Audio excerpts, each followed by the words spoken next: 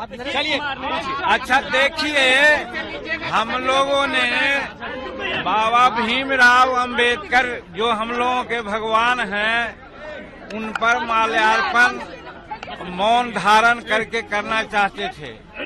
उनको बताना चाहते थे, ये हम लोगों के भगवान, आप अनुसूचित जाति, जनजाति और महिलाओं के लिए क्या क्या न किए हैं, क्या क्या न लिखे हैं, और संविधान भी बनाए हैं। संविधान में महिलाओं और अनुसूचित जाति को विशेष अधिकार देने का काम किया है। लेकिन वर्तमान में माननीय नीतीश कुमार जो बिहार के मुख्यमंत्री हैं, वो महिलाओं के बारे में कितना अपशब्द और शर्मनाक बातें कही विधानसभा में, वो आप लोग जानते हैं। और फिर दूसरी बात, हमारे ऐसे शेड्यूल कास्ट के नेता जो नीतीश कुमार से उम्र में भी बड़ा है, राजनीतिक जीवन भी उनसे लंबी है, और कह सकते हैं कि क्वालिफिकेशन उन्होंने 68-69 में प्राप्त किया, और जीतन मांझी 66 में डिग्री ऑनर्स के साथ आया है। कहने का मतलब कि कम से कम विधानसभा में चुने हुए छोटे बड़े कोई भी हो, सभी माननीय सदस्य हुआ करते हैं। उनके प्रति आदर सूचक शब्द निकालना चाहिए। लेकिन नीतीश कुमार ने तूम तलांग की बातें की और कहा कि जीतन मांझी को कौन कहता है कि मुख्यमंत्री है, ये बड़ा मुख्यमंत्री है। और आप लोगों को भी एड्रेस किया कि इनको बड़ी तरजीह आप दे रहे हैं, इनको तरजीह देना बंद कीजिए, ये मुख्यमंत्री नहीं, इसको कोई अक्ल नहीं है। तो इस तरह से अपमानित किया गया। हम समझते हैं कि वो जीतन मांझी का अपमान नहीं है, सभी बिहार और हिंदुस्तान के जो दलित लोग हैं, उनका अपमान उन्होंने किया। एक राज्य का मुख्यमंत्री जो 13 करोड़ जनता का प्रतिनिधित्व करते हैं, और उनके मुखारबिंद से ये सारी बातें जो आई, वो निश्चित रूप में विचारणीय हैं।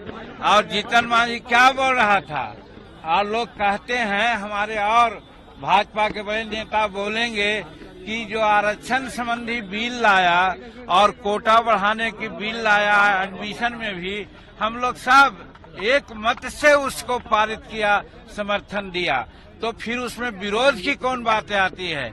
सिर्फ हमने ये कहा कि बाबा भीमराव अंबेडकर जब संविधान लागू करने की बात हुई और आरक्षण देने की बात हुई, तो उन्होंने कहा था कि 10 वर्षों में समीक्षा होनी चाहिए। हुजूर, आप 18 वर्ष व्यतीत कर दिए, आपके छोटे बड़े भाई भी 15 वर्ष मुख्यमंत्री में रहे, आखिर क्यों नहीं इसका समीक्षा हुआ। और हम बताते हैं कि 16% कोटा हमको होना चाहिए था। अगर आज जांच किया जाएगा तो वो 7 या 8% से ज्यादा नहीं है। दूसरी बात हमने बोला कि यहाँ के जो पदाधिकारी हमारे शेड्यूल कास्ट के हैं, उनके लिए 1971 में ही रोस्टर लागू है, और रोस्टर लागू होने के उपरांत 16% प्रमोशन में आरक्षण मिलना चाहिए। लेकिन आज हमारे शेड्यूल कास्ट और शेड्यूल ट्राइब्स के पदाधिकारियों की गिनती अगर की जाए तो 3.7% उनका प्रतिनिधित्व है। एक शताब्दी में पूरा होगा। माननीय मुख्यमंत्री जी, हमको ये बताइए और इसकी समीक्षा कीजिए, इसके लिए आयोग बनाइए और कोई कार्यक्रम अपनाइए। इतने ही कहने पर वो भड़क गए कि इसको कुछ आता है, इसको हमने मुख्यमंत्री बनाया। हम कहते हैं कि आपको भाजपा ने मुख्यमंत्री बनाया, अब भाजपा को धोखा दे करके अब आप राजद में आए हैं, राजद ने मुख्यमंत्री बनाया। आप कहाँ मुख्यमंत्री बने हैं? आप भी तो इसी तरह से ढुलमुल नीति कर करके पलटू राम बन कर करके आज सत्ता में हैं। और जीतन मांझी को आप अपना स्वभाव से नहीं बनाया था, आप समझा था कि जीतन मांझी अनुसूचित जाति में भूया मुसहर का लोग है, अब भूया मुसहर लोग बात सीधा होता है, हम इसको बना देंगे तो जो कहेंगे वो करेगा। चूंकि 2014 में चुनाव जब हार गए तो सब जगह से थू होने लगा कि आप इस्तीफा दो, तो इस्तीफा न दे करके एक ऐसे मुलायम आदमी को बनाने का कोशिश किया कि जो वो कहें वो करें, और 2 महीना तक सचमुच में हमने किया। बाद में आप ही लोगों ने कहा कि जीतन मांझी रबर स्टैंप है, जीतन मांझी रिमोट से चलता है, तो फिर हम अपना काम शुरू किया तो उनका पेट में दर्द होने लगा।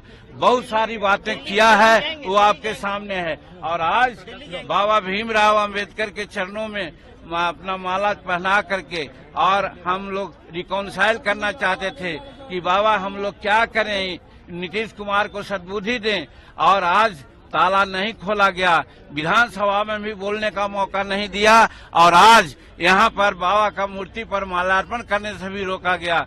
इतना जघन अपराध हम समझते हैं कि बिहार के दलित पिछड़ा वर्ग के लोग, महिला लोग नहीं बर्दाश्त करेंगे, और ऐसा ये न किए हैं तो हम लोग छठ के बाद दिल्ली के जो हम राजधानी है वो राजघाट में भी महात्मा गांधी के सामने भी हम लोग प्रार्थना करेंगे कि नीतीश कुमार को सद्बुद्धि दे, और लोगों से कहेंगे कि ऐसे आदमी जो दिमागिया फल माने एक तरह से दिवालियापन हो गया है उनका दिमाग का, ऐसे लोगों को मुख्यमंत्री के पद पर रहने का कोई हक नहीं। इसके लिए भी जरूरत पड़ी तो कानूनी कार्रवाई भी हम लोग करने को सोचा है। हमें यही कहना है।